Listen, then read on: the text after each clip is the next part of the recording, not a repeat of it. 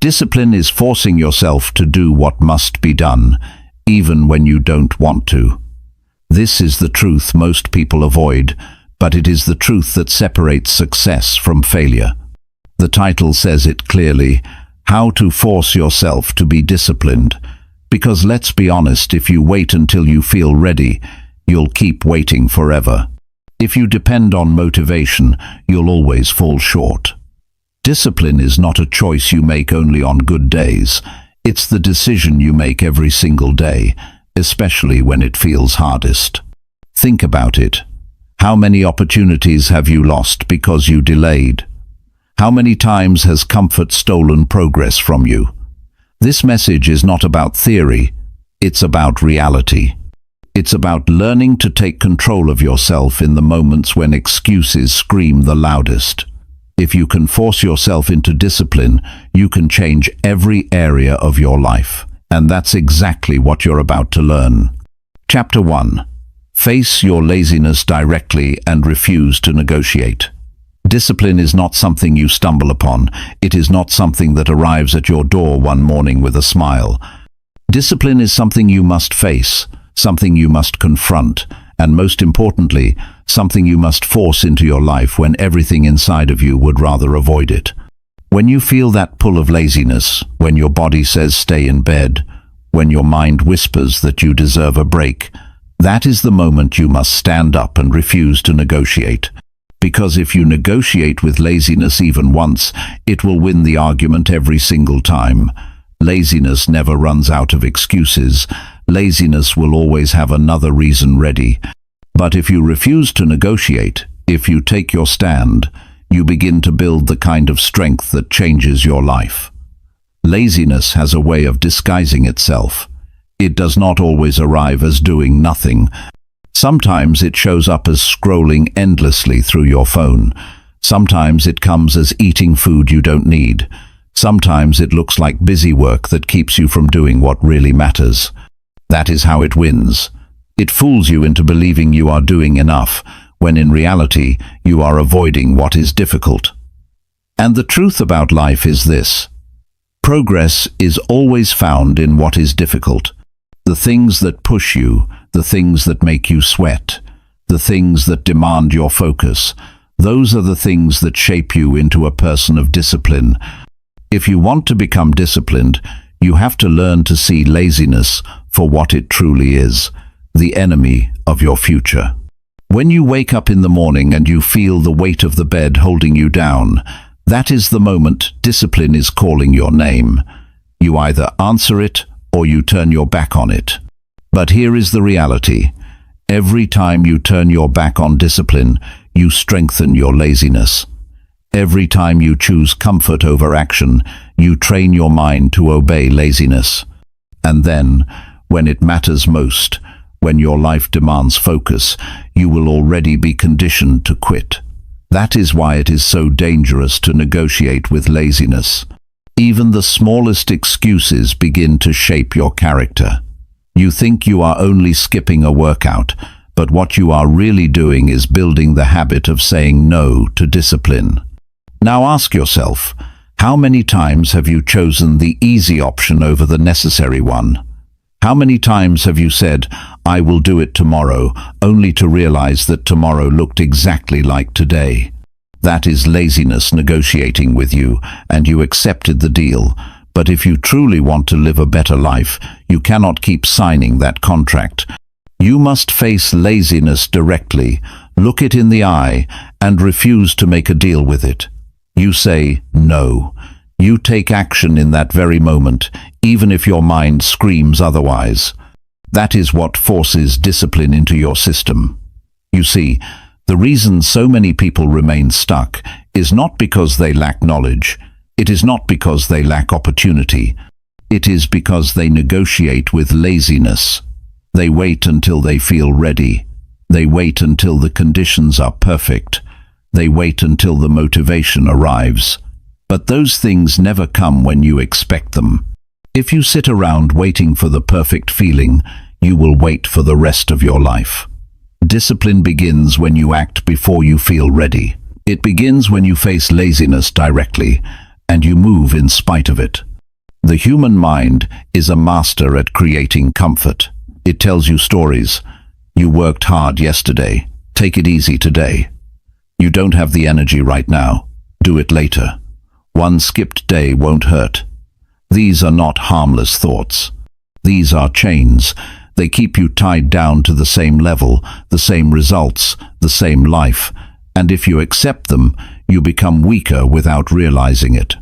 You may think you are just resting, but in reality you are training yourself to surrender. This is why you must build the ability to recognize those thoughts and shut them down before they control you. Think about the people you admire most.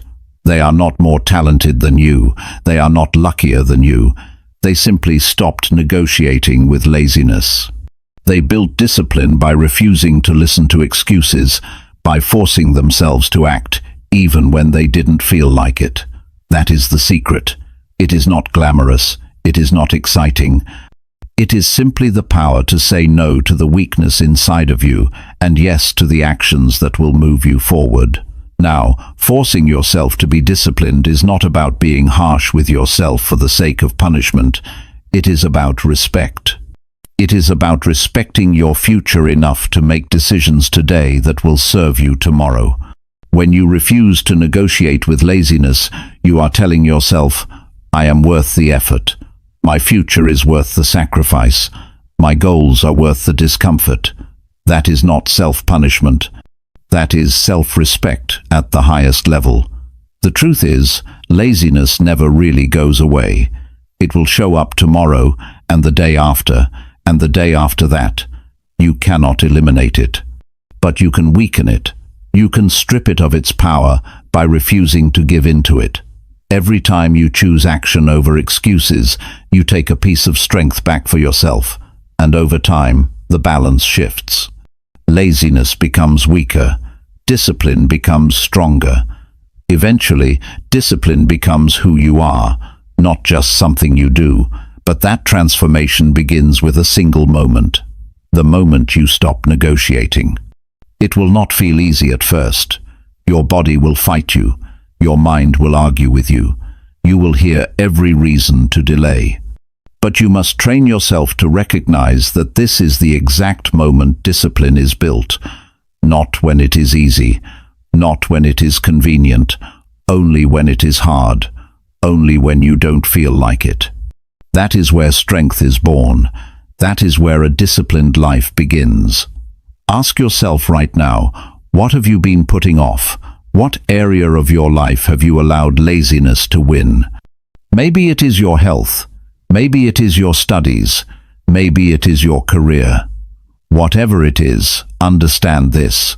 The longer you negotiate with laziness, the more you lose time. And time is not coming back. That is the real cost of laziness, not just wasted minutes, but wasted opportunities. So how do you face it directly?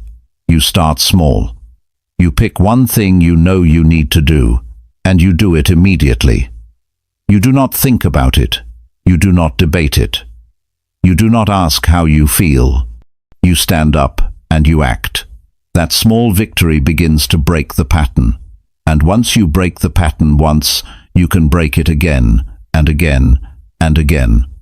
That is how discipline is built, through small victories stacked on top of each other until they create a foundation that laziness cannot break. And every time you win against laziness, you gain something more than progress. You gain confidence. You begin to trust yourself. You know that when laziness shows up tomorrow, you will be ready. You will not fold. You will not bargain. You will act. That trust is priceless. Because once you trust yourself, once you know that you will not negotiate with weakness, your life changes in ways you cannot imagine. There will always be people who say, I can't do it. It's too hard. I'll start later. Do not join them. They are waiting for a moment that will never come. Instead, become the person who says, I will do it now. I will act, even when I don't feel like it. I will not negotiate. That person builds a life of freedom, success, and growth. And that person can be you. So remember this. The next time laziness calls, do not answer. The next time it whispers, shut it down. The next time it offers comfort, refuse the deal. Stand firm. Take action. Build your strength one choice at a time. And never forget, the moment you refuse to negotiate with laziness is the moment you force yourself into discipline. And discipline is the path that changes everything. Chapter 2. Take small actions immediately to train instant response. Discipline is not something you build in giant leaps. It is not something that appears one day after a sudden decision. It is created in small actions taken at the exact moment they are needed. Every time you delay, every time you wait, you weaken the ability to respond.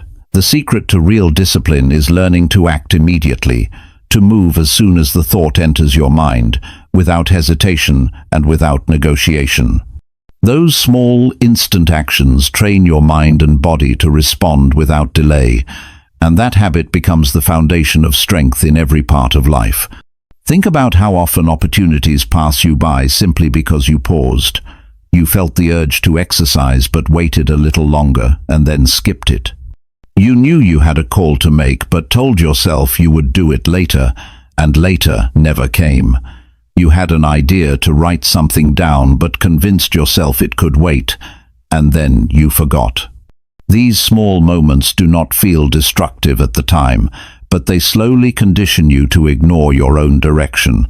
They teach your mind that hesitation is acceptable, and the more you accept hesitation, the weaker your discipline becomes. Now imagine the opposite. Imagine every time you had the thought to act, you moved. You thought of drinking water, so you drank it. You thought of picking up a book, so you opened it. You remembered a task you needed to complete, so you started it right then. That pattern builds something powerful, the ability to respond instantly. That is how you remove laziness before it grows. That is how you prevent procrastination from building roots, and that is how you gain control over yourself. The reason immediate action is so powerful is because the human brain is fast at creating reasons to stop. Within seconds of thinking about doing something hard, your mind creates a list of arguments against it. It tells you you're too tired. It tells you you'll have more energy later. It tells you it's not urgent right now. But those arguments only appear when you wait. If you act before your brain has time to debate, you win. You cut off the excuses before they take shape. That is why small, instant actions matter more than big, delayed ones. When you decide to train this skill, start with something simple. As soon as your alarm rings, stand up. Not after a few minutes, not after checking your phone. Stand up immediately. That is a small action, but it builds a strong lesson. I control my response. Do the same when you remember a small task. Do it right then, even if it takes only 30 seconds. Each time you do this, you reinforce the message that you are a person who acts, not a person who waits. Discipline is not just about grand goals. It is about teaching yourself that your actions follow your decisions. If you decide to do something and then don't, you are teaching yourself to doubt your own word. But if you decide and then act instantly, you are teaching yourself trust. That trust grows into confidence. Confidence grows into consistency, and consistency builds a disciplined life. But it begins with small actions taken immediately. You may think small actions are too insignificant to matter, but they are the seeds of change. When you act instantly on a small task, you train the same mental muscle that will later help you act instantly on bigger challenges. Picking up a book today trains the same discipline that will help you start a business tomorrow. Standing up as soon as your alarm rings trains the same discipline that will help you stay strong under pressure later. You cannot skip the small steps. They are the training ground for the big ones. If you want to test yourself, give this rule a try. When you think of something necessary, count down from 3 and then do it. 3, 2, 1, move. Do not let the thought sit for long. That simple rule removes hesitation. It breaks the habit of waiting, and it forces you to build a new reflex. Act now. Over time, you won't need to count. Your body will move on its own. That is what real discipline feels like, not forced effort, but trained reflex. But here is the truth. You will not always feel like moving instantly. Some days the small action will feel heavier than it should. Some days you will want to delay. That is where training comes in. You are not building a lifestyle where everything feels easy. You are building a mind that acts regardless of feelings. Feelings change. One day you feel motivated, the next day you don't. If your life depends on feelings, you will live inconsistent. But if your life depends on trained response, you will live disciplined. Look at any person who has achieved consistency in their field. They are not waiting for inspiration every day. They trained themselves to act as soon as the decision was made. That is why they succeed. They may not always do it perfectly, but they do it without delay.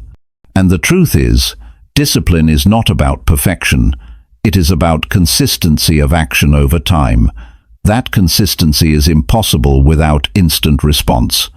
You must also understand that waiting does more than waste time. It weakens your self-respect. Every time you delay, you feel the weight of disappointment. You know you should have moved, but you didn't.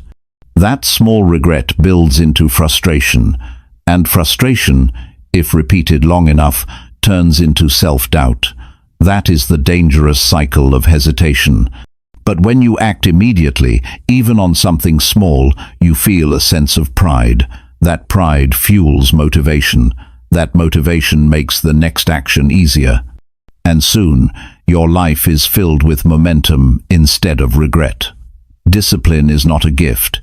It is a choice repeated until it becomes natural. And the most powerful way to train that choice is through instant action. When you think of doing something productive, move before excuses arrive. When you feel resistance, step into it quickly before it grows. Every instant action is a reminder that you are stronger than hesitation. The beauty of this approach is that anyone can start it right now. You don't need money. You don't need equipment. You don't need special skills. All you need is the willingness to act as soon as the thought appears. That is available to everyone, and the more you practice, the more natural it becomes. The first time you do it, it may feel uncomfortable. The 10th time, it feels less difficult. The 100th time, it feels automatic. That is how you turn instant action into habit. Think about this. Every person has the same 24 hours. Some build disciplined lives, others waste their days. The difference is not time. The difference is response. Some act immediately. Others wait. Which group do you want to belong to? The answer lies in what you do the moment a decision comes into your mind. If you want a stronger future, stop giving power to hesitation. Start honoring your thoughts with immediate action. When you feel the urge to do something good for yourself, move. When you know a task is waiting, handle it now. When you have the choice to delay or act, choose act. Those choices may seem small in the moment, but they are shaping who you become. The disciplined life is built in these exact moments, not tomorrow, not someday, right now, right here, in the decision you make today. Take small actions immediately, and you will train yourself to respond instantly. That instant response becomes your protection against laziness, procrastination, and wasted time. It becomes the tool that helps you live with focus and strength, and it becomes the foundation of a life that grows stronger every single day. When you decide to act instantly, you are telling yourself that your future matters more than your comfort. You are telling yourself that excuses will no longer run your life. You are telling yourself that you are in control. That message, repeated in small actions, will change everything. So when the next decision enters your mind, do not wait, do not hesitate, do not negotiate. Act, move, respond, because the life you want is waiting, but only for the person who learns to act without delay. Chapter 3. Control your thoughts before they control your decisions. The greatest battles of discipline are not fought outside but inside the human mind. Every action you take begins first as a thought, and every decision you make is shaped by the direction of your thinking. If you do not learn to control what goes on in your head, then your life will always be led by impulses, emotions, and distortions. But when you gain control over your thoughts, you put yourself in the position to make stronger, clearer, and wiser choices. Discipline becomes possible only when you understand how powerful your thinking truly is. Most people underestimate how much their thoughts influence their lives. They believe that actions are separate from thinking. But in reality, action is only the extension of what you allow to stay in your mind. Think about it. The person who repeatedly tells themselves they will never improve eventually stops trying. The person who constantly thinks they will fail does not even begin. Thoughts are not harmless. They are the seeds of every decision, and every decision builds your future. This is why controlling your thoughts is the most important foundation for discipline. When you are not aware of what you think, your mind becomes a playground for negativity. One negative thought leads to another, and soon you are filled with hesitation, fear, or excuses. You say to yourself that you are too tired, that you are not capable, or that it is not worth the effort. If you allow these thoughts to sit in your mind, they will shape your actions. You may not notice it at first, but slowly you begin to avoid what is hard. You begin to settle for less than you are capable of, and over time your life reflects the weakness of those thoughts. The good news is that you can take back control. You can train yourself to filter your thoughts the way you filter the food you eat. You do not eat whatever is put in front of you without thinking. You choose carefully because you know it will affect your health. In the same way, you cannot allow every thought to take root. You must choose which thoughts are worth keeping and which ones must be replaced. This is a discipline in itself, the discipline of thought management.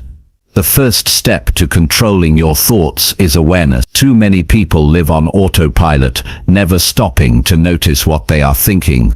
They assume their thoughts are facts, when in reality, most thoughts are simply opinions, interpretations, or echoes of past experiences. If you want to take control, you must learn to stop and examine. Ask yourself, what am I thinking right now? Is this thought leading me forward or holding me back? Is this thought building discipline or destroying it? The very act of asking these questions gives you the power to separate yourself from the thought instead of being controlled by it. The second step is replacement. You cannot simply force a thought to disappear. The human mind does not operate in empty space. If you want to get rid of a destructive thought, you must replace it with a constructive one. If your mind says, I can't do this, you replace it with, I may struggle, but I can learn and improve. If your mind says, I don't feel like starting, you replace it with, I will begin now, because starting creates momentum. Replacement is not about pretending everything is perfect. It is about directing your mind toward thoughts that build strength, rather than weakness. Another important step is to limit the input that feeds negative thoughts. Your environment is constantly shaping the way you think. The news you consume, the conversations you have, the people you spend time with, all of these leave an impression on your mind. If you surround yourself with people who always complain, you will start to think in complaint. If you fill your day with endless entertainment, your thoughts will lean toward comfort instead of growth. Controlling your thoughts also means controlling what you expose yourself to daily. If you want discipline, you must create an environment that feeds your mind with clarity, focus, and direction. One of the strongest tools for controlling your thoughts is reflection.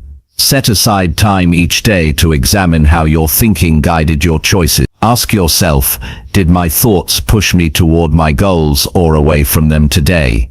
Where did I let negativity control my actions?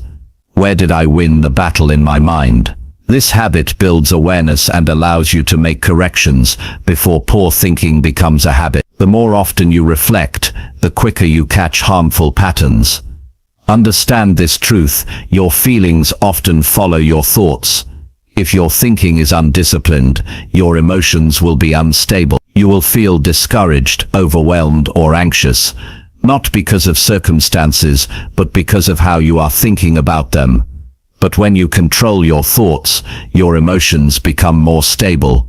You feel capable, strong, and in control. And when your emotions are steady, your decisions improve. This is why controlling your thoughts is not just a mental exercise. It directly affects your energy, your focus, and your ability to follow through. You must also learn to challenge irrational thought. Many times your mind will exaggerate reality.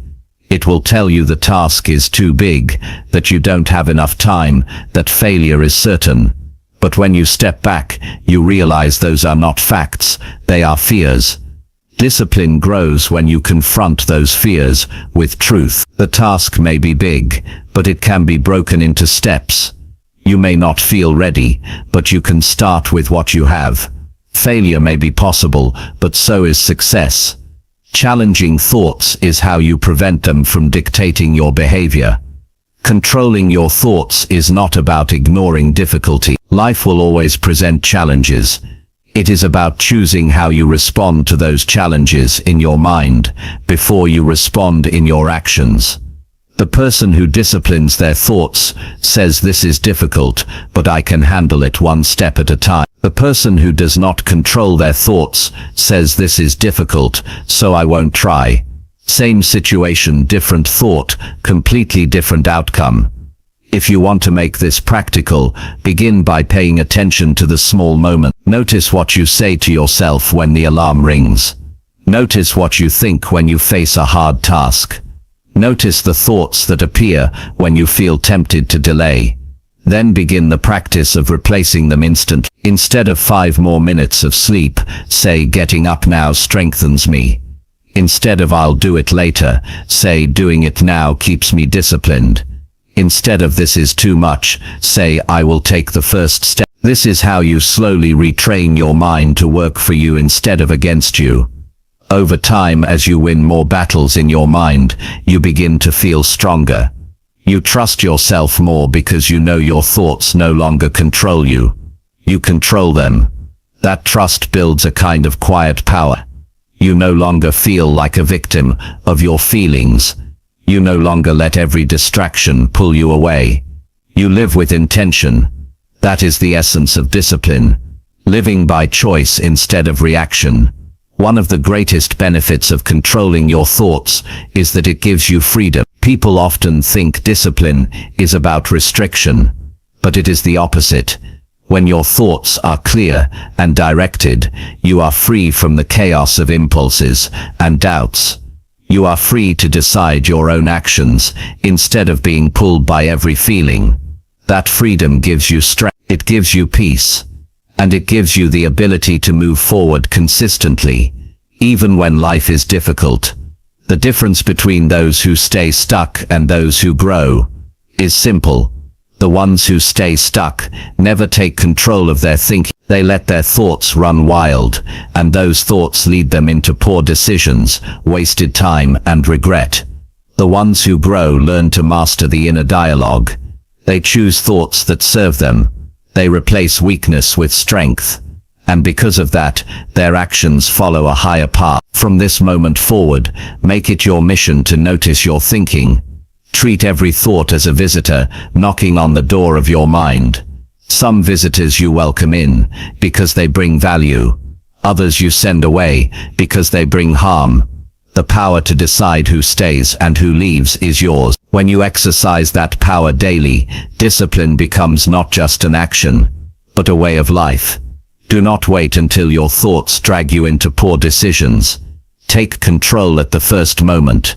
Direct your mind before it directs you. Replace weakness with strength, doubt with determination, hesitation with action. This is how you take ownership of your life. And this is how you build the discipline that will carry you to every goal you set for yourself. Chapter 4. Force repetition until your brain accepts new behavior. Human behavior is built on patterns. Whatever you do repeatedly becomes easier to do again. The brain is designed to adapt, and it does not care whether what you repeat is useful or destructive. If you repeat procrastination, it becomes natural. If you repeat excuses, they become automatic. If you repeat strength, that becomes automatic too. The way you rewire your brain for discipline is through deliberate repetition, forcing yourself to do the behavior again and again until it feels normal. At first, it feels uncomfortable, even unnatural, but repetition changes what your brain accepts as familiar. Think about the first time you tried to do something difficult. It felt heavy, awkward, or exhausting. Maybe it was exercising, waking up earlier than usual, or speaking in front of others. The first time is always the hardest. But notice what happens after you repeat it. The difficulty begins to fade. The task feels less foreign, and eventually it becomes a regular part of your life. That shift did not happen because the task changed. It happened because your brain adjusted to the repetition. What was once unusual became routine. The problem for most people is that they quit before that adjustment takes place. They start a new behavior, but when it feels uncomfortable, they tell themselves it is not for them. They expect discipline to feel natural immediately. But nothing feels natural in the beginning. Walking once felt impossible. Reading once felt overwhelming. Driving once felt terrifying. You overcame those things only because you forced repetition until your brain accepted them. The same principle applies to every habit you want to build. Discipline grows when you push past the stage of discomfort and keep repeating. That is the test. The brain is stubborn. It prefers the old patterns. It wants to keep you in what feels safe. When you introduce a new behavior, it resists. That resistance is not a signal to quit. It is a signal that your brain is adjusting. If you keep repeating, you break the resistance. But if you stop, you train your brain to resist even more the next time. This is why forcing repetition is not optional. It is necessary. The key to making repetition work is consistency, not intensity. Doing one massive effort and then stopping does not rewire anything. Doing something small every day does. If you want to build the habit of reading, reading 2 pages every single day is more powerful than reading 100 pages once a month. If you want to exercise, moving your body daily is more effective than training hard once and then resting for weeks. The brain learns through rhythm, through the daily act of repeating, not through random bursts of effort. You must also remove the expectation of instant change. Too many people want quick results. They want their brain to accept new behavior after 1 or 2 tries. When that does not happen, they quit. But your brain does not change on demand. It changes with repetition. That means you must force yourself through the stage where it feels unnatural, through the stage where it feels uncomfortable, until you break through to the stage where it feels automatic. If you can survive the middle stage, you will succeed. This is where discipline becomes real, doing the action even when you do not see results yet. Imagine planting a seed and digging it up every day to check if it is growing. It will never take root. Behavior works the same way. If you stop repeating too soon, the habit never has time to form. But if you give it enough consistent repetition, the roots grow deep, and soon the behavior belongs to you. You do not have to think about it anymore. It becomes part of your identity. Repetition also has another powerful effect. It builds evidence for your mind. Every time you repeat a disciplined action, you are showing yourself proof that you can do it. 1 push-up proves you are capable of moving. 1 day of writing proves you are capable of producing. 1 day of controlling your schedule proves you can direct your time. Each repetition is evidence that weakens doubt and strengthens belief. Eventually, the belief becomes so strong that the behavior is no longer forced, it is who you are. There will be moments when you feel tired of repeating. That is natural, but those are the exact moments where change is happening the most. Repetition carves grooves into your brain, and every time you continue despite boredom or fatigue, you make those grooves deeper. The deeper the groove, the easier it becomes to repeat again. Quitting at that stage erases your progress, but persisting solidifies it. That is why persistence is more important than motivation. Motivation comes and goes. Persistence comes from repetition, and repetition creates discipline. One practical way to make repetition work is to attach it to something you already do. If you want to build the habit of gratitude, write down 3 things you are thankful for right after brushing your teeth. If you want to build the habit of exercising, do a few push-ups after you pour your morning glass of water. Linking a new behavior to an existing one creates a natural trigger for repetition. The more you link, the easier it becomes to repeat without forgetting. You must also celebrate the completion of repetition, not just the outcome. Many people only reward themselves after big results. But the truth is, repeating the action itself is the real victory. Each repetition is a win. When you acknowledge that, you reinforce the behavior, and your brain becomes more willing to repeat it again. This is how you make repetition sustainable. Another challenge with repetition is monotony. Doing the same thing every day can feel boring. But boredom is part of training. Your brain craves novelty. But novelty does not build discipline. Repetition does. You must be willing to endure the plain days, the days where it feels uneventful, because those days are the ones that change you. When you learn to stay consistent without needing excitement, you prove to yourself that you are serious. That seriousness is what separates those who succeed from those who quit. Think about how repetition has shaped your current life. The way you walk, the way you speak, the way you react to stress, all of it came from repetition. You did it enough times until it became automatic. If repetition shaped your old habits, it can shape new ones too. The question is not whether repetition works. It always works. The question is whether you are willing to force it long enough for your brain to accept it. The most powerful part of repetition is when it moves from being something you do to something you are. At first you say, I am trying to be disciplined. After enough repetition, you say, I am disciplined. That shift is not in words, it is in identity. You no longer have to remind yourself every day. You simply live it, but the only way to reach that stage is through forced, consistent repetition. If you want to test yourself, choose one small behavior and commit to repeating it daily for the next 30 days. Do not miss a single day. It could be writing 1 paragraph, drinking more water, or turning off your phone before bed. Force yourself through the discomfort, through the boredom, through the resistance. Watch what happens. By the end of 30 days, your brain will start to accept it as normal.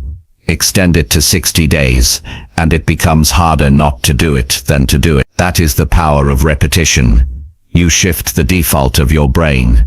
The reason most people never change is not because they lack ability, but because they lack patience with repetition. They underestimate how long it takes for the brain to adapt. They want shortcuts. But the truth is, repetition is the shortcut. It feels slow, but it is the fastest path to change.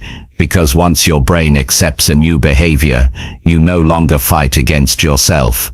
You move forward naturally, without constant struggle. That is real freedom. Discipline is not a mystery. It is simply the result of forcing repetition until your brain surrenders to the new pattern. At first, you carry the habit. Then the habit carries you. And when that happens, you no longer depend on willpower every day. You depend on who you have become. That transformation is available to anyone willing to repeat long enough. So do not quit at the stage where it feels unnatural. Do not give up when it feels boring. Do not stop when results are not immediate. Keep repeat. Force the behavior again and again, until it feels like part of your identity. That is how discipline is created. That is how lives are changed. And that is the path waiting for anyone who chooses to repeat until the brain accepts the new way of living. Chapter 5. Replace negative self-talk with strict self-direction. The way you talk to yourself is the most powerful influence on how disciplined you become. Every word you repeat in your mind either strengthens you or weakens you. If the voice inside you is full of doubt, excuses, and fear, then your actions will follow that pattern. You cannot live a disciplined life if you let negative self-talk control your decisions. Discipline begins with learning to replace destructive language in your head with strict self-direction. You must speak to yourself like a leader who gives orders, not like a critic who tears you down. Negative self-talk often comes quietly. It tells you that you are not ready. It reminds you of past failures. It whispers that the effort is too much. Most people allow those thoughts to become permanent companions, not realizing that every time they agree with them, they are shaping their future. If you keep telling yourself you are weak, you will live weak. If you keep telling yourself you cannot change, you will not change. The mind follows the words it hears most often, especially when those words come from your own mouth. Strict self-direction is the antidote. It is the decision to take full control of your inner dialogue. Instead of allowing your thoughts to drift aimlessly, you give them commands. Instead of telling yourself you cannot, you direct yourself to act. Instead of entertaining doubt, you state with clarity what must be done. Strict self-direction is not about pretending everything is easy. It is about refusing to allow weakness in your language. Your words must reflect the standards you want to live by. The reason strict self-direction works is because the human brain responds to clarity. Vague thoughts create hesitation. Clear commands create action. If you tell yourself, maybe I should do this, your body hesitates. If you tell yourself, I must do this now, your body follows. The tone you use with yourself matters. Speak in a commanding voice, not a questioning one. Discipline thrives on direction, and you are the one responsible for giving that direction. When you notice negative self-talk, the first step is recognition. Too many people live unaware of the destructive language in their minds. They repeat the same phrases daily. I am too tired. I am not smart enough. I will never succeed. These phrases become so common they feel normal, but once you learn to notice them, you realize they are not harmless. They are shaping your discipline.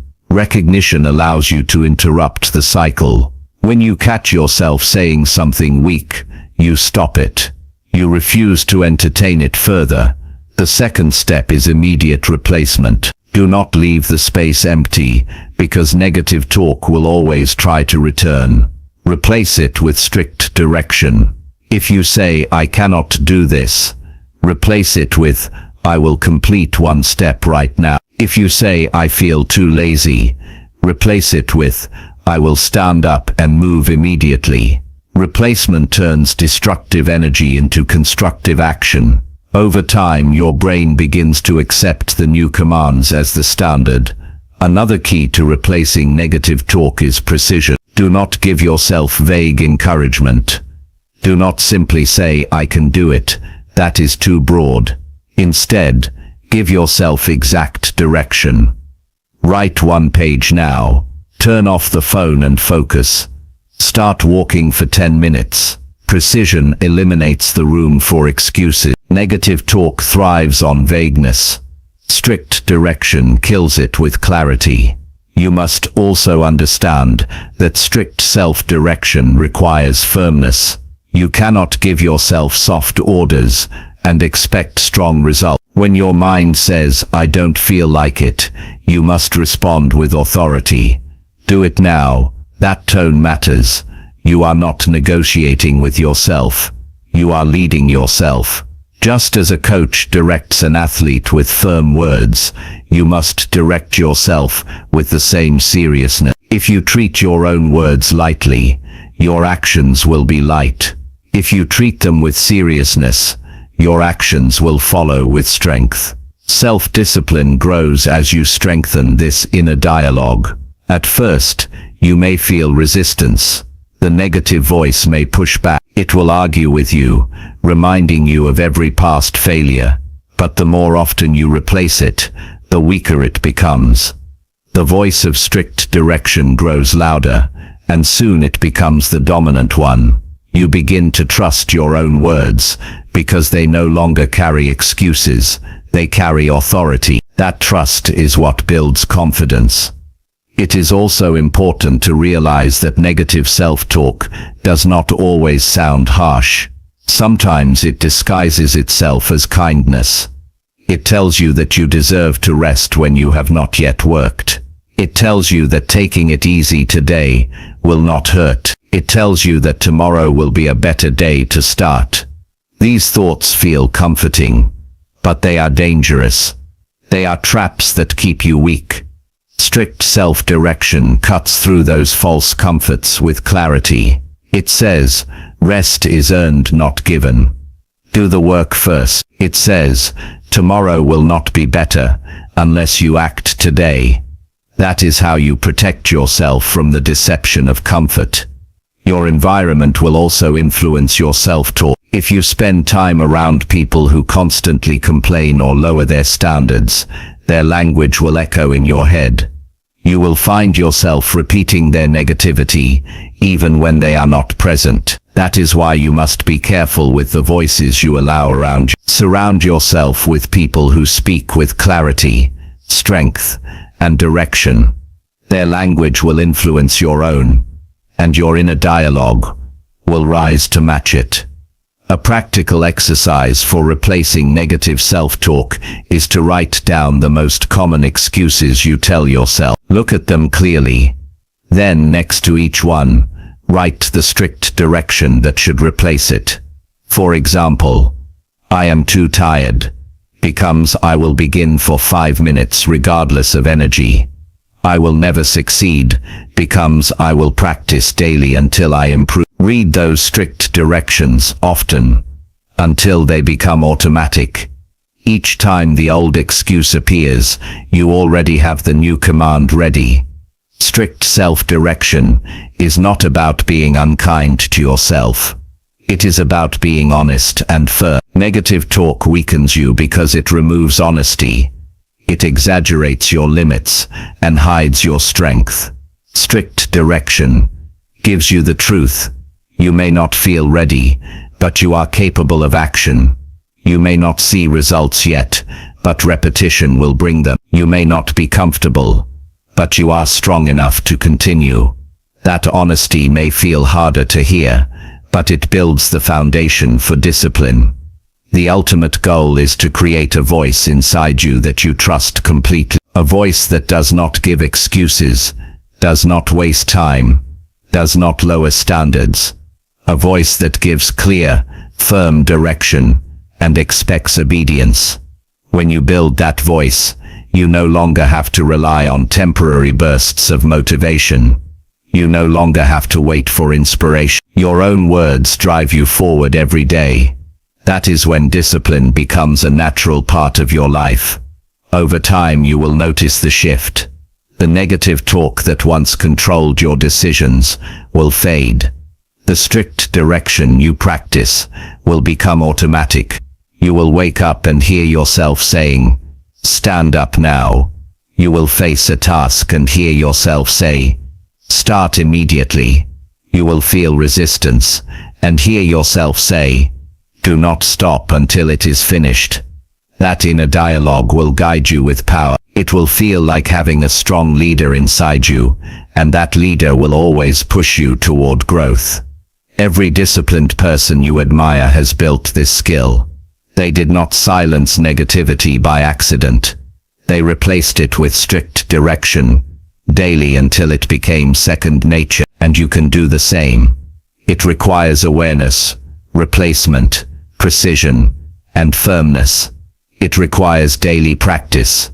But once you build it, you will never again be at the mercy of destructive self-talk. You will live with clarity, and your discipline will carry you forward regardless of how you feel. From this day forward, decide that your inner dialogue will serve you, not harm you. Stop giving space to negative self-talk. Replace every weakness with a command. Speak to yourself as a leader, not as a victim. Direct yourself firmly toward action, and never forget, the words you repeat to yourself each day are shaping the discipline that defines your future. Chapter 6. Use pressure to act when comfort pulls you back. Comfort is one of the greatest enemies of discipline. It feels safe, it feels pleasant, it feels familiar, but if you give in to it too often, it slowly pulls you away from progress. Comfort whispers that you can take it easy, that you can delay the hard task, that you can relax just a little longer.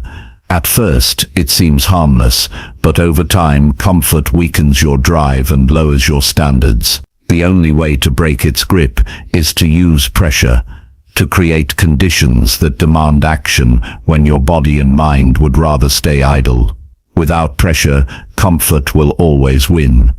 With pressure, you force yourself to rise above it. Pressure is not your enemy. In fact, pressure is often the tool that pulls out your best. Think about deadlines. How many times have you delayed until the very last moment, and then suddenly you produced more in a few hours than you had in weeks? That is not because you lacked ability earlier. It is because the pressure forced you to act. The problem is that most people wait for external pressure, deadlines, emergencies, or consequences before they move. Discipline grows when you learn to apply pressure on yourself before life does it for you. The truth is, comfort has no urgency. It convinces you that tomorrow is just as good as today. It convinces you that nothing terrible will happen if you delay. That is how it keeps you stuck. Pressure creates urgency. Pressure tells you the time is now, not later. When you use pressure correctly, you leave no room for comfort to slow you down. You create a system where action is not optional, where movement is the only choice. One way to create pressure is through accountability. When you tell someone about your commitment, when you make your goals visible, you introduce a kind of weight that pushes you forward. If you promise yourself you will exercise but tell no one, comfort may talk you out of it. But if you tell a friend, if you share it publicly, you feel pressure to follow through. That pressure removes the option of slipping back into comfort. It gives you an extra reason to act.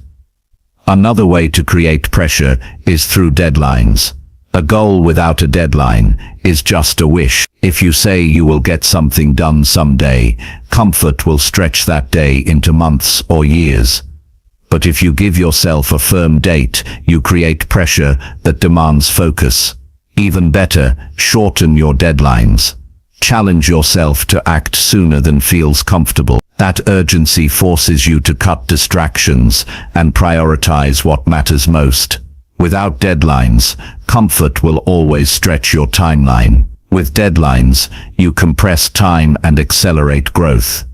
You can also use financial pressure to strengthen discipline. Invest in something that requires you to commit.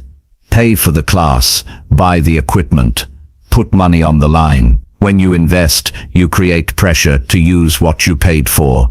Many people waste opportunities because they never attach value to their commitment. When there is nothing to lose, comfort takes over. When you have something at stake, you are far less likely to delay. Pressure also comes from raising your standards. When you accept mediocrity, comfort wins easily. But when you raise the bar, when you demand more from yourself, you introduce the pressure to perform at a higher level. This pressure is not about perfection, it is about refusing to settle. It is about refusing to let comfort dictate your effort. High standards create the kind of pressure that pushes you to act with seriousness, even when you do not feel like it. Another powerful way to use pressure is to visualize the cost of comfort. Ask yourself, what will my life look like if I continue choosing ease over effort? Picture the wasted time, the lost opportunities, the regret that builds over years. That vision creates emotional pressure. It reminds you that every choice has a consequence. When you see clearly what comfort will steal from you, you feel urgency to move now. That inner pressure drives action stronger than motivation ever could. Pressure is not about stress for the sake of stress. It is about building conditions where discipline becomes the natural response. Comfort will always try to slow you down, but pressure creates a force stronger than comfort. It directs you to act before you are tempted to delay. It tells you there is no later, only now. That habit of creating pressure builds resilience. It trains your mind to act even when comfort pulls hard. You must also learn to use pressure in moments of weakness. When you feel yourself drifting toward comfort, stop and give yourself a strict command. Speak with authority. Do it now, no delay. The firmness of those words creates instant pressure. It leaves no space for negotiation. That pressure pushes you forward in the exact moment you are most vulnerable to comfort. Without that firmness, you slip back into delay. With it, you build a record of victories against comfort. One overlooked form of pressure is responsibility. When others depend on you, you cannot afford to choose comfort. Responsibility forces you to rise. Think about parents who sacrifice for their children, workers who push through exhaustion to provide, leaders who carry the weight of their team. They act not because they always feel motivated, but because responsibility creates pressure that leaves no room for laziness.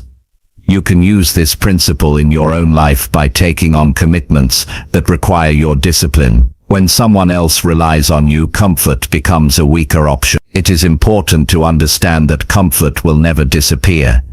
It will always invite you to rest longer, to relax sooner, to wait a little more. You cannot eliminate that pull, but you can overpower it with pressure.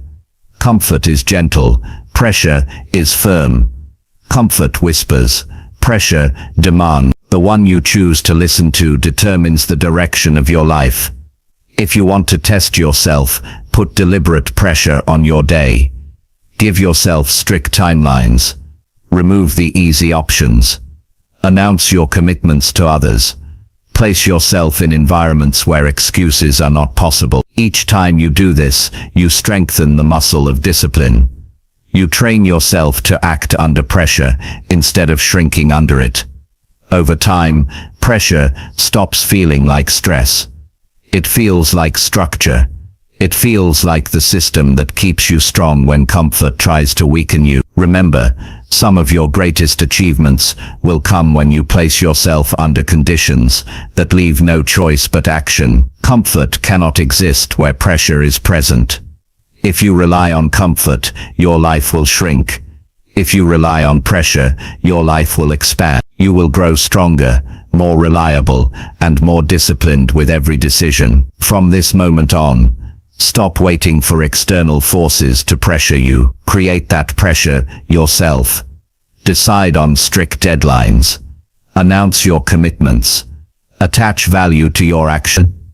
Demand more from yourself than you currently accept. Use responsibility to keep yourself accountable. Remind yourself of the cost of staying comfortable. Each of these creates pressure that forces action. And when comfort calls you back, when it tells you to delay, when it tempts you with ease, answer it with pressure. Tell yourself firmly that action is required now. Move without hesitation. Choose progress over ease. That repeated decision builds the life of discipline you want. It is not easy, but it is possible. And every time you use pressure to defeat comfort, you prove to yourself that you are capable of far more than you think. Chapter 7. Build mental toughness by choosing effort over relief. Mental toughness is the ability to keep moving forward when every part of you wants to stop. It is the strength to stay with the effort instead of escaping into comfort. Life constantly presents you with two choices: choose effort and grow stronger, or choose relief and stay weak. The easy road tempts you every day, but if you always take it, you will never know your real capacity. The disciplined life belongs to those who train themselves to choose effort consistently, even when the relief looks more inviting. You must understand that toughness is not built in comfort. It is created in the moments when effort feels heavy, when resistance feels unbearable, when you would rather escape. That is the exact moment where you can either quit or push through. If you quit, you teach yourself that relief is more important than progress. If you push through, you teach yourself that effort defines you. Over time, these choices shape your identity. You either become the person who gives in to relief, or the person who thrives under effort. Most people underestimate how often they choose relief without realizing it. They reach for food when they are stressed, instead of addressing the real issue. They check their phone to avoid facing the hard task. They stop short of finishing what they started, because the effort is uncomfortable. Each of those moments feels small, but they accumulate into a pattern. That pattern either builds weakness or builds toughness. The mind adapts to whichever one you feed. Choosing effort means you refuse to run from discomfort. You accept that growth requires pain. You accept that strength requires sacrifice. You accept that progress will never feel easy. But here is the truth: the discomfort of effort is temporary, while the weakness that comes from chasing relief lasts much longer. When you push yourself to complete the work, the pain fades and the reward remains. When you give in to relief, the comfort fades and the regret remains. Mental toughness is about training yourself to live for the long reward, not the short escape. Discipline requires you to recognize the tricks of relief. Relief always presents itself as harmless. It says you deserve it. It says you will only rest for a short time. It says the problem can wait. But once you accept it, relief multiplies. A short break turns into hours wasted. A skipped day turns into weeks of neglect. The danger is not in the single choice, it is in the pattern that follows. Every time you allow relief to control you, you weaken your ability to choose effort next time. That is why you must be ruthless in rejecting false relief. Building mental toughness begins with small acts of effort. You do not need to start with the hardest challenge. Start with something simple, like finishing your workout without cutting it short, completing your task before checking your phone, or staying focused for a set amount of time without distraction. Each of these small victories strengthens your tolerance for effort. They send the message to your mind that you can endure discomfort. The more you repeat them, the stronger your toughness becomes. As you grow stronger, you can begin to deliberately seek effort. Choose to walk instead of taking the elevator. Choose to stay with the problem instead of quitting when it gets hard. Choose to finish what you started, even when you want to leave it incomplete. Each of these choices builds your resilience. Mental toughness is not a gift you are born with. It is a habit you create by consistently choosing effort over relief. Another essential part of toughness is self-respect. When you choose effort, you prove to yourself that you can be trusted to finish. That trust builds pride, and pride fuels confidence. But when you choose relief, you lose respect for yourself. You may enjoy comfort in the moment, but later you feel disappointed. That disappointment weakens confidence. You start doubting your own ability to follow through. The only way to reverse that is to rebuild trust through effort. Every time you push past comfort, you earn back your respect. Mental toughness also requires patience. Relief always looks attractive because it offers immediate comfort. Effort demands time before results appear. You may work for weeks or months before seeing significant change. This is where many people quit. They cannot handle the gap between effort and reward. But the disciplined person accepts that patience is part of the process. They understand that every day of effort is a brick in the foundation. They trust that the reward will come if they keep stacking those bricks. That trust is what allows them to keep choosing effort even when relief is calling loudly.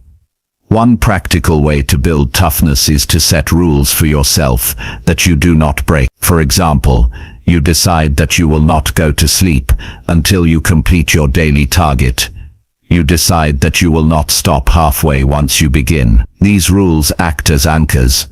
When relief tempts you, the rules remind you of the standard you live by. Strict personal rules create the kind of pressure that keeps you aligned with effort. Without them, it is too easy to drift into excuses. You must also remember that effort feels different once you get started. The hardest part is the beginning. The first few minutes of pushing yourself always feel heavier than the rest. That is where most people surrender. But if you force yourself past that beginning, the body and mind adjust, and the effort becomes manageable. The key is to push through that initial resistance without giving in to relief. If you do that repeatedly, your toughness grows naturally. Discipline also grows when you stop seeing effort as punishment and start seeing it as training. Effort is not a punishment for weakness, it is the path to strength. Every difficult task is a workout for your mind. Every uncomfortable moment is practice for resilience. When you adopt this perspective, you no longer resent effort. You embrace it as the tool that makes you unshakable. That mindset shift is critical. People who see effort as punishment run from it. People who see effort as training welcome it. Relief may feel good for a moment, but it cannot build character. Character is built only in effort. When you are tired but keep going, you grow. When you are afraid but take action anyway, you grow. When you want to quit but stay until it is finished, you grow. These moments define toughness. They separate the disciplined from the undisciplined, the achievers from the average, and every person has access to them. The difference is whether you choose effort or relief. To build toughness, you must also expose yourself to challenges intentionally. Do not always wait for difficulty to arrive on its own. Create it. Wake up earlier than you want. Push yourself to work longer on your craft. Hold yourself to higher standards when nobody is watching. Voluntarily choosing effort makes you stronger, so when life forces effort on you, you are already prepared. The more you train under self-imposed effort, the less likely you are to break when real pressure comes. Eventually, you will realize that effort is what gives life meaning. Relief feels empty because it creates nothing. It is fleeting. But effort produces results. Effort builds skills. Effort creates confidence. Effort leaves a legacy. When you look back, you will not be proud of the times you escaped into comfort. You will be proud of the times you chose effort and proved to yourself that you were stronger than you thought. That pride will stay with you far longer than any temporary relief.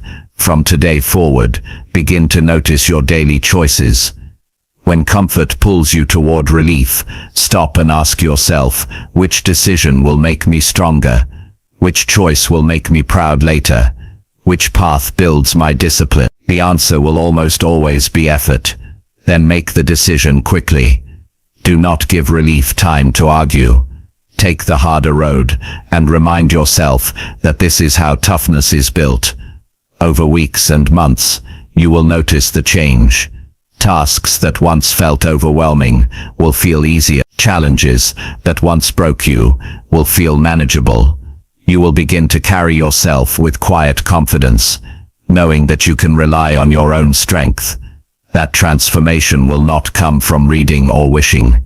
It will come from repeatedly choosing effort when relief was calling. This is the law of mental toughness. Every time you choose effort over relief, you grow stronger. Every time you choose relief over effort, you grow weaker. The decision belongs to you, and when you consistently choose effort, discipline stops being something you struggle for and becomes something you live naturally. Chapter 8. Fight impulses by reminding yourself of long-term pain. Impulses are quick, sudden urges that pull you toward comfort, distraction, or instant pleasure. They show up without warning, and if you obey them, they lead you away from the path of discipline. You feel the impulse to skip your workout, to eat something unhealthy, to delay the task that demands your attention, or to quit before finishing. In the moment, the impulse feels harmless, even justified. But the truth is, impulses are traps. They offer short relief while creating long-term pain.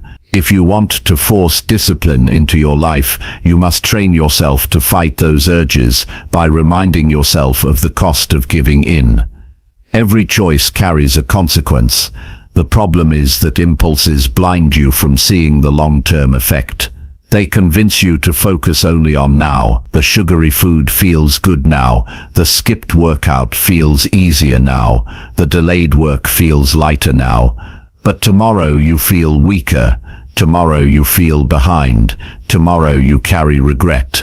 That regret is the pain impulses never show you in advance. The secret to overcoming them is to pause and project yourself into the future, to imagine clearly the pain of what surrendering will cost you.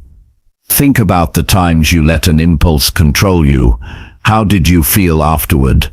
Did the comfort last, or did it fade quickly, leaving you with guilt and disappointment? The truth is, the reward of an impulse never lasts as long as the regret. That regret lingers, it grows, it weighs on you over time. When you remind yourself of that truth, you begin to see impulses for what they are, short-term thieves that rob you of long-term strength. Discipline is about training your mind to look beyond the present moment. Anyone can choose what feels good now, but the disciplined person chooses based on the impact tomorrow. This ability is what separates growth from stagnation. If you always chase impulses, you will live in cycles of starting and stopping, motivated one day and defeated the next. But if you fight impulses with the reminder of long-term pain, you begin to break the cycle. You gain control over yourself. One of the strongest tools you can use is visualization. When the impulse comes, do not just think about the comfort it offers. Picture the pain that follows. Picture how you will feel if you give in. Imagine looking in the mirror and seeing no progress because you skipped again. Imagine the stress of unfinished work piling up because you delayed again. Imagine the opportunities lost because you quit again. Let those images become clear. That emotional reminder of pain will cut through the false pleasure of the impulse. You must also remind yourself that impulses are temporary. They feel strong in the moment, but they pass quickly if you resist. The problem is that most people never learn to wait them out. They feel the urge and immediately obey it. But if you pause, if you remind yourself of the long-term pain and hold the line, the impulse weakens. Each time you resist, you gain more strength. Each time you fight back, you build more confidence. And with practice, impulses lose their power over you. Fighting impulses is also about building awareness. You must learn to notice the situations that trigger them. Maybe it's when you are tired. Maybe it's when you are stressed. Maybe it's when you are bored. If you do not identify these triggers, you will always fall into the same trap. Once you know them, you can prepare. You can decide in advance how you will respond. When the urge appears, you will not be surprised. You will already have the weapon of long-term vision ready. It is also helpful to replace the impulse with a stronger action. If you feel the urge to skip work, start with a small piece of it immediately. If you feel the urge to eat poorly, drink a glass of water first. If you feel the urge to check your phone endlessly, take a short walk instead. Replacement weakens the impulse by redirecting the energy. Over time, your brain learns that when the urge arrives, you do not obey it. You transform it into something useful. The cost of living by impulses is heavy. It may not destroy you in one day, but it chips away at your strength over time. One skipped workout is not the problem. But repeated impulses create a body you no longer respect. One delayed task is not the issue, but repeated impulses create a life full of missed opportunities. Every person who lives with regret today was once someone who gave in to impulses yesterday. That is the reality you must remind yourself of when the urge appears. If you want a disciplined life, you must accept that impulses will never disappear completely. They will always come. The goal is not to eliminate them, but to control them. You win by creating a gap between the urge and the action, by pausing long enough to remind yourself of the pain you are avoiding. That pause is where your power lies. That pause is where you decide whether to live in regret or in discipline. Mental strength grows each time you hold that line. At first, the fight feels exhausting, but the more you practice, the easier it becomes. Soon, fighting impulses is not about struggling every time, it is about recognizing them and dismissing them quickly. You gain a sense of mastery over yourself. You begin to feel proud not just of what you achieve, but of what you no longer surrender to. That pride becomes fuel for even greater discipline. Another strategy is to shift your perspective of pain. Most people run from pain, but discipline is about learning to face it. The pain of effort is temporary. The pain of regret is permanent. When you feel an impulse, ask yourself which pain you are choosing. If you act on the impulse, you are choosing the longer pain. If you resist and face the discomfort now, you are choosing the shorter pain. Discipline is about consistently choosing the pain that serves you, not the one that destroys you. It also helps to remind yourself of the kind of life you want to live. Do you want to be someone who obeys every urge, or someone who controls them? Do you want to look back on your life with pride or with regret? Your impulses will never think about that. They only care about now. But you must care about later. You must live with the bigger picture in mind. That vision is what allows you to resist the temptation of relief in the moment. Over time, your ability to fight impulses becomes one of your greatest strengths. You begin to trust yourself completely. You know that when the urge comes, you will not be a slave to it. You will recognize it, remind yourself of the pain it brings, and make the stronger choice. That trust gives you freedom. It gives you the ability to focus fully on what matters, because you are no longer controlled by urges. Discipline is the art of making decisions based on long-term vision, rather than short-term desire. Impulses will always try to blind you to that vision. They will try to drag you back into immediate comfort.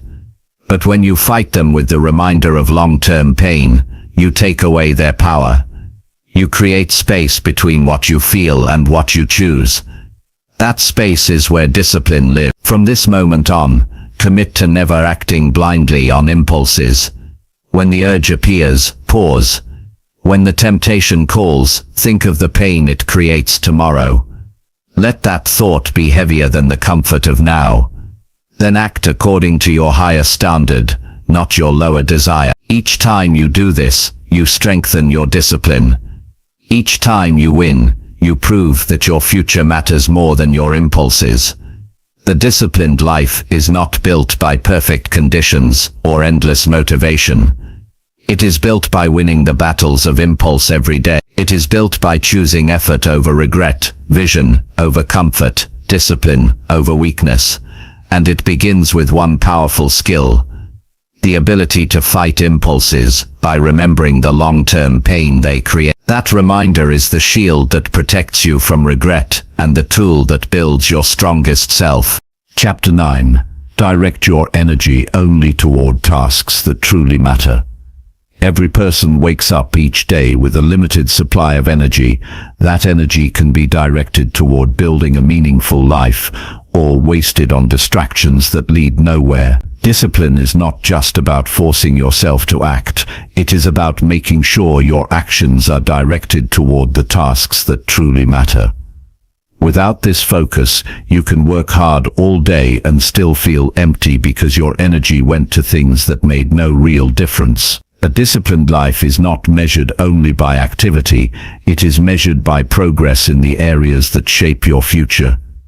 The reason so many people feel drained yet unfulfilled is because they scatter their energy across too many things. They spend hours reacting to messages, scrolling through endless content, worrying about opinions that don't move their life forward, or chasing trivial tasks that make them feel busy but not productive.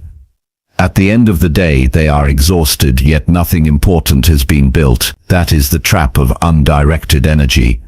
When you live this way long enough, you begin to believe that effort itself is enough, but effort without focus is wasted effort. The discipline that changes your life comes from saying no to the unimportant and yes only to the essential. The first step to directing your energy wisely is clarity. You must know what truly matters to you. Without clarity, you will be pulled in every direction by demands, temptations, and distractions. Ask yourself, what are the few things in my life that create the biggest results? What actions move me closer to health, growth, stability, or freedom? These answers will not be the same for everyone, but every person must define them. Once you are clear, the discipline is to align your energy only with those priorities. It is easy to get caught in the noise of daily life. Every notification, every invitation, every request from others pulls at your attention. If you do not protect your focus, the world will decide for you where your energy goes, and the world will rarely direct you toward your highest priorities. That is why you must be deliberate. You not simply hope your energy will go to the right places. You must decide in advance. You must protect your focus like it is your most valuable resource, because it is one of the strongest strategies is to identify your top 3 tasks each day. The tasks that truly matter, and commit to completing them before anything else. These are not errands or busy work. These are the actions that align with your long-term goals. When you give your energy to them first, you ensure that no matter what else happens, your day produces progress in what counts. Too many people fill their mornings with small distractions and then wonder why they have no energy left for the work that matters. Discipline means flipping that pattern, doing the important first and leaving the trivial for later, if at all. Another way to direct your energy is by creating boundaries. Discipline is not just about what you do, but about what you refuse to do. Every time you say yes to something meaningless, you are saying no to something meaningful. If you constantly allow others to interrupt your time, if you constantly agree to obligations that do not serve your goals, you are giving away your energy. Discipline requires the strength to say no firmly and without guilt. That no protects your energy for the tasks that build your future. You must also learn to recognize false productivity. False productivity is doing things that feel like work, but create no real impact. Organizing endlessly, checking emails every few minutes, over-researching instead of acting. These give the illusion of progress, but waste your limited energy. The disciplined person asks constantly, is this moving me forward? If the answer is no, they redirect immediately. That habit alone separates the truly productive from the perpetually busy. Directing energy is not just about work, it applies to every area of life. If you pour energy into arguments, negativity, or trying to please everyone, you weaken your capacity to grow. If you invest energy in learning, health, meaningful relationships, and building skills, you strengthen your life. The discipline is in choosing where your attention goes, and being ruthless about cutting out what drains you without return. Another critical piece is managing your peak energy. Every person has hours in the day when they are sharpest. For some, it is the morning. For others, later in the day. The disciplined person identifies those hours and reserves them for the most important work. They do not waste their sharpest energy on trivial tasks. They guard that time fiercely. This single decision can transform your productivity, because directing your best energy to your best work multiplies results. It is also vital to track where your energy goes. Most people have no idea how much time they lose to distraction. Hours disappear in entertainment, gossip, or mindless scrolling. And they wonder why nothing changes. When you track your habits honestly, you see clearly the leaks in your discipline. Awareness creates the opportunity to redirect. Each time you catch yourself drifting, you can remind yourself, this is not where my energy belongs. Then you bring it back to the tasks that matter.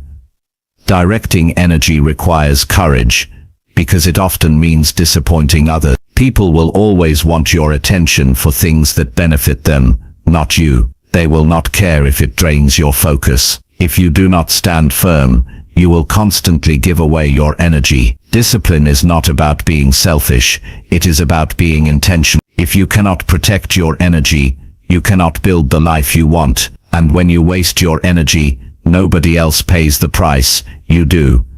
There is also a deeper reason why directing your energy is essential. Life is short, and every day you spend on meaningless tasks is a day you never get back. The regret of wasted energy is painful. Many people realize too late that they spent years working on things that did not matter, only to find themselves with nothing of value to show. Discipline saves you from that regret. It ensures that your time, effort, and focus are invested in building something lasting. To apply this principle, create a list of your highest priorities, no more than 5. Then compare everything you do against that list. If an action serves one of those priorities, it deserves your energy. If it does not, it must be minimized or eliminated. This is how you cut out the noise and live with direction. The disciplined life is not about doing everything. It is about doing the right things with consistency. Over time, directing your energy becomes a habit. At first, you must remind yourself constantly. You must pause before saying yes. You must resist the temptation to do what feels urgent, but unimportant. But eventually it becomes natural. You instinctively focus on what matters and ignore what doesn't. That habit creates momentum, and with momentum, your progress multiplies. You begin to see results faster, not because you are working harder, but because you are working smarter. The people who achieve the most are not the ones who work the longest hours. They are the ones who direct their energy with precision. They know their priorities and give their best to them. They ignore distractions. They protect their focus. They invest in what creates growth. That is the secret. Not endless effort, but disciplined effort, directed toward meaningful tasks. From this moment on, challenge yourself to notice where your energy goes. Ask yourself often, is this building the life I want? Is this moving me toward my goals? Or is it draining me? Then make the disciplined choice. Direct your energy only toward the tasks that truly matter. Cut out what is meaningless. Protect your focus, and watch how your life begins to transform when every ounce of energy fuels progress instead of being wasted on distraction. Chapter 10.